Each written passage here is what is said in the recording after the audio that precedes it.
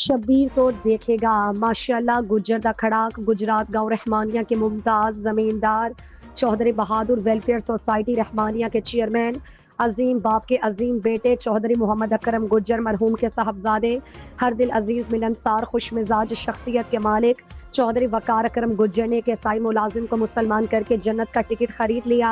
मकाम इमाम मस्जिद बहादुर गुज्जर हाउस कलमा पढ़ाते हुए मखलूक खुदा का दर्द दिल रखने वाली शख्सियत अपने बाप दादा के नक्शे कदम पर चलते हुए अपने हुस्न अखलाक की वजह से अरसा 2 साल से शहबाज मसीह नामी शख्स ने इस्लाम कबूल कर लिया। C1 न्यूज़ चैनल न्यूज़ पर गुफ्तगू करते हुए मोहम्मद शहबाज अहमद और चौधरी वकार अकरम गुज्जर ने कहा कि अल्हम्दुलिल्लाह, अल्लाह ताला का लाख लाख शुक्र है।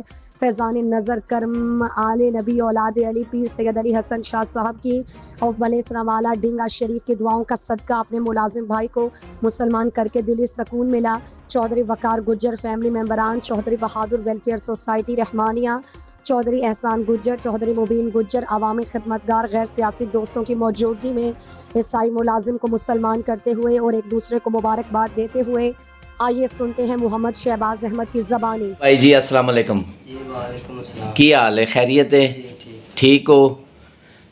ठीक हो? हाँ जी ठीक ठाक। अच्छा अच्छा, ते की नाम है अपना?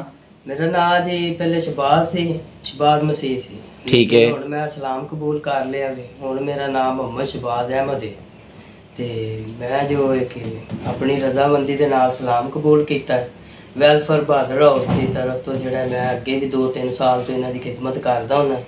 ਮੇਰੇ ਨਾਲ ਸਕੇ ਪੁੱਤਰਾਂ ਤਰ੍ਹਾਂ ਇਹਨਾਂ ਸਲੂਕ ਰੱਖਿਆ ਵੇ ਤੇ ਕੀਤਾ ਹੈ। ਇਹ ਚੌਧਰੀ ਵਕਾਰ ਗੁੱਜਰ ਸਾਹਿਬ ਨੇ ਇਹਨਾਂ ਦਾ ਜ਼ਿਕਰ ਕਰ ਰਹੇ ਹੋ ਤੁਸੀਂ? ਜੀ ਜੀ ਚੌਧਰੀ ਵਕਾਰ ਗੁੱਜਰ ਉਹਨਾਂ ਦਾ ਜ਼ਿਕਰ ਕਰ ਰਹੇ ਜੀ। ਠੀਕ ਹੈ। ਤੇ ਮੈਂ ਇਹਨਾਂ ਨੇ ਤਰਲਾ ਕੀਤਾ ਵੀ ਮੈਨੂੰ ਆਪਣੇ ਇਸਲਾਮ 'ਚ ਲਿਆਓ। ਮੈਂ ਆਪਣੀ ਖੁਸ਼ੀ ਦੇ ਨਾਲ ਤੁਹਾਡੇ ਇਸਲਾਮ 'ਚ ਆਉਣਾ ਚਾਹੁੰਦਾ। ਠੀਕ ਹੈ। ਤੇ ਉਹਨਾਂ ਨੇ ਕਿਹਾ ਠੀਕ ਹੈ, ਸੋ ਬਿਸਮਿਲ੍ਲਾ, ਕੋਈ ਮਸਲਾ ਨਹੀਂ। ਠੀਕ ਹੈ। ਤੇ ਉਹ ਜਿਹੜਾ ਕੱਲ ਕਾਰੀ ਸਾਹਿਬ ਨੇ ਤੁਹਾਨੂੰ ਕਲਮਾ ਪੜਾਇਆ, ਉਹ ਕਲਮਾ ਪੜ੍ਹ ਕੇ ਜ਼ਰਾ ਆਵਾਮ ਨੂੰ ਵੀ ਅਸੀਂ ਦੱਸਣਾ ਚਾਹੁੰਦੇ ਹਾਂ। ਤੇ ਪਹਿਲਾ ਕਲਮਾ ਸੁਣਾ ਛੜੋ जी क्यों नहीं। पहला कलमा तैयब तैयब मैंने पाक ला इलाहा इल्लल्लाह मुहम्मद रसूलुल्लाह। सुभान अल्लाह। माशाल्लाह जी, माशाल्लाह जी। चौधरी साहब चौधरी वकार गुजर साहब बहुत बड़ा जहाद तुसी कीता है, अल्लाह ताला तुहानू अजर दे। बस मेरे अल्लाह दी रज़ा है सारी शाह जी, सारा ये मेरे रब दी देन है, उस मालक दी रज़ा है सारी, ਉਹਦੇ सदके मैं ना एक नौकर बन के डिप्टी सरकार दी दित्ती जी माशाल्लाह। ते मौला अली दा मैं मलंग हाँ, सरकार दे मनन वाला।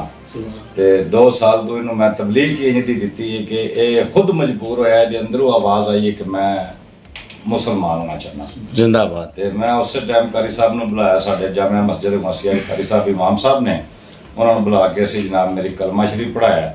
ਅੱਜ ਜਿਹੜਾ ਤੁਸੀਂ ਇੰਟਰਵਿਊ ਲੈਣ ਆ ਗਏ ਹੋ ਇਹਨਾਂ ਦਾ, ਤੇ ਇਹ ਸਾਰਾ ਮੇਰੇ ਅੱਲਾ ਦੀ ਦੇਣ ਹੈ, ਜੋ ਕੀਤਾ ਮੇਰੇ ਖੁਦਾ ਕੀਤਾ।